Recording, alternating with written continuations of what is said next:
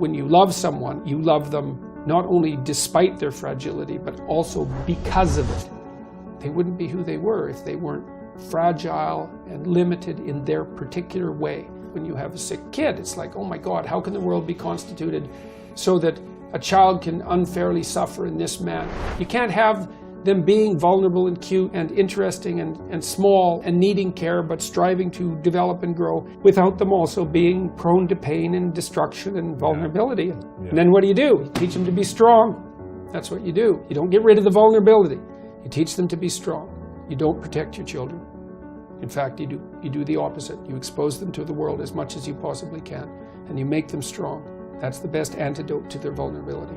The first noble truth of Buddhism: life is suffering. This is true, and it's worse than that because it's suffering contaminated by malevolence. And so that's very pessimistic. But the optimistic part is that you are so damn tough you can actually not only deal with that, you can improve it. It's like, oh, well, that's a horrible situation, but it turns out that I'm armed for the task. Well, that's a great thing for people to know. I think the fact that we're armed for the task is even more true than the fact that life is catastrophe contaminated by malevolence. We're stronger than things are terrible.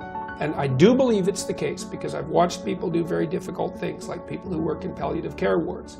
So all they're ever dealing with is pain and death, right? And they can do it.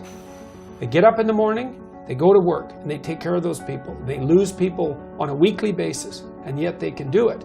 And what that shows is that if you turn around and you confront the suffering voluntarily, you find out that you are way tougher than you think. It's not that life is better than you think. Life is as harsh as you think. It might even be worse, but you are way tougher than you think if you turn around and confront it. It's a very good thing to know, and it's not naive optimism. Yeah. It's a very different thing. It's like, no, things are terrible, they're brutal, and you are so damn tough, you can't believe it.